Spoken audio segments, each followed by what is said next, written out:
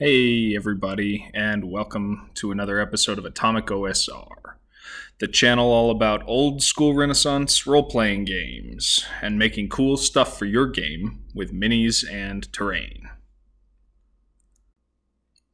Now, as the title says, this video is about how I got started using minis, what I've learned since I've got started, and what advice I can pass on to anyone who's thinking about getting started using miniatures in their pen and paper role playing game. Getting started with miniatures can be pretty expensive, honestly, and a little intimidating.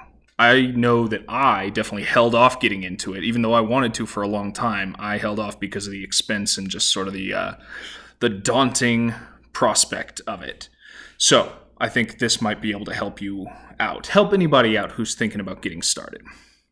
I'm sorry for the clickbaity title, The Real Cheapest Way, but by the end of the video, I promise I'm going to show you what I mean, and I don't think you'll be disappointed because I actually have cracked a pretty killer way to get started, which does not cost a lot of money. So how this video is going to be organized is I'm going to tell you the 4 main ways that I get miniatures, discuss their pros and cons, specifically with regard to price, and then I'm going to tell you my actual cheapest option to get started with miniatures and why I recommend it. So here we go. Number 1 is Games Workshop minis, Citadel miniatures. This includes, the old Warhammer Fantasy line and the current Age of Sigmar stuff. These are terrific models. They absolutely kick ass. They have incredible detail. They look so cool. They're so fun to paint, and I love almost all the factions. Main thing, though, is they're very expensive. And I don't play Age of Sigmar. I don't play any tabletop battle games. I don't play anything that would use the large amount of models that you need to pay for. Their cost is exorbitant. This guy, this cool little ogre, cost almost $40 American. And yeah, he's awesome. I loved painting him. I think he absolutely rules, but $40 for a single miniature that you probably only use once or twice at the tabletop, that's not great. This cool Chaos Lord was part of the start collecting for the Age of Sigmar Chaos Warriors, the Slaves to Darkness. That's basically $100 for, this miniature, 10-foot miniatures and 5 guys on horses. The Middle-earth miniatures that they do, the Citadel Middle-earth miniatures, these orcs, they're a little cheaper. They're about $20 for $30. And that's better, but not great. Now, my second source of miniatures, and these are in no particular order, is the North Star Fantasy Figure line for Frostgrave. Now, these guys are about the same price as the Citadel Middle-earth minis. They're $20 for a box of $32 roughly. But I absolutely love these guys. They are so customizable. There's so many options in each box. They have male and female options for the soldiers, the wizards, the knights. I just absolutely love the detail and the customizability. I think they're perfect for guards, bandits, minions, soldiers, and for making player characters. I also have had a ton of fun converting them. You can see this green stuff tentacle mutant cultist that I made for the Reaver Mage project. And I also made this cool guy. He's another cultist. I added some extra armor to him with green stuff, and I made a skull into a grenade with a bit of wire, like he's gonna, throw that bomb at somebody. They rule. One thing though, they don't have any figures except for human and a couple monster lines. So it's not great for 5th edition D&D or anything like that. Number 3 that I want to talk about is Reaper and WizKids, the miniatures that are specifically for games like Dungeons & Dragons and Pathfinder.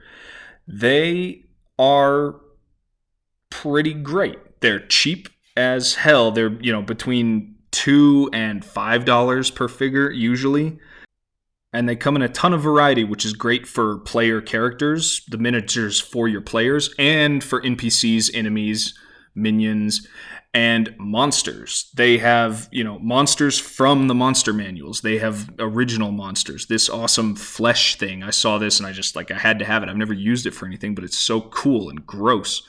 And it cost like $250. This awesome giant that I used for the Reaver Mage project, this guy costs less than $15 compared to the Games Workshop Ogre back here. They are just a hell of a bargain, and they are usually pretty great.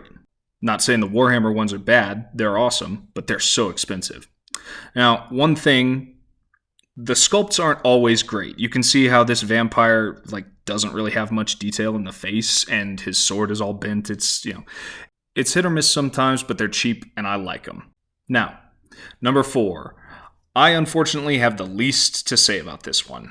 This is 3D printing, and I know this is a source for terrific miniatures. This is, the breakthrough technology of this generation of the hobby.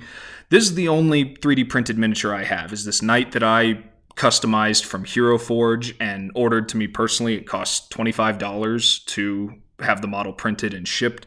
So not great, and you can see some sculpt lines on it. It's not the highest quality. I know 3D printing is incredible. I just don't do it and haven't broken into that side of the hobby yet, so I can't really speak to it. But now, it's time to talk about my number 1, the actual cheapest way to get started with miniatures. And it is a bag of colored meeples. And I know that sounds like a gotcha or, like a trick, but really, this thing costs $10. It comes with 100 meeples in it. 10 of each color, so 10 different colors, and they are incredible. They are such a terrific tool for gaming, you'll find as soon as you have it. They are the perfect gap bridging method to take your game from, theater of the mind to tabletop, miniatures, terrain, stuff like that. So let me pour these guys out and show you what I mean by that. First, as I said, they come in different colors, and these colors are great because you can represent all kinds of different stuff at the tabletop. I set aside 3 green ones, and I pick out a couple different colored ones. The different colored ones are going to be my player characters, and the green ones are going to be goblins.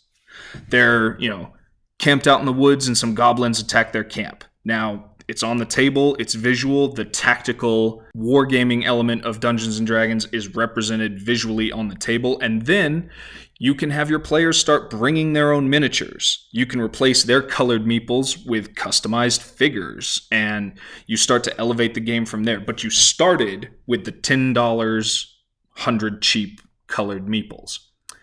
Then, you keep using the meeples for enemies. You play the game how you normally would.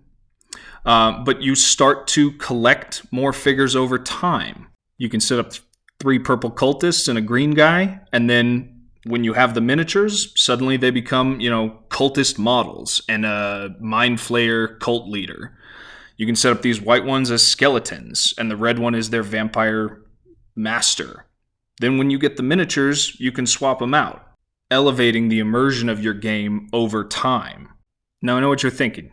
Cosmo, you said buy these meeples, but then buy more minis to replace the meeples over time, so you're basically having me buy 2 things, and it's going to cost more over time. Well, I don't think that's really true, because you will still use the meeples for all kinds of stuff. Once you've elevated your game and you're playing with all miniatures, you still might need the meeples. Say you have your party fighting this awesome flesh monster, and, one of them moves in, gives him a smack with his hammer, but the fight isn't challenging enough. So you just whip out a few meeples and say, oh, gobbets of flesh popped off of him and they started forming into, little miniature versions of the same monster. Keeps the fight interesting and dangerous. Here are a couple images from a recent game that I played with my brother who's using a bunch of my minis. We're using tons of dice and meeples and other tokens, and the whole point of it is that you're not always going to have the miniatures you need for everything. Keep some extra dice, keep the meeples. They're going to make a huge difference in your game, and you're always going to need them. You're always going to find uses for them.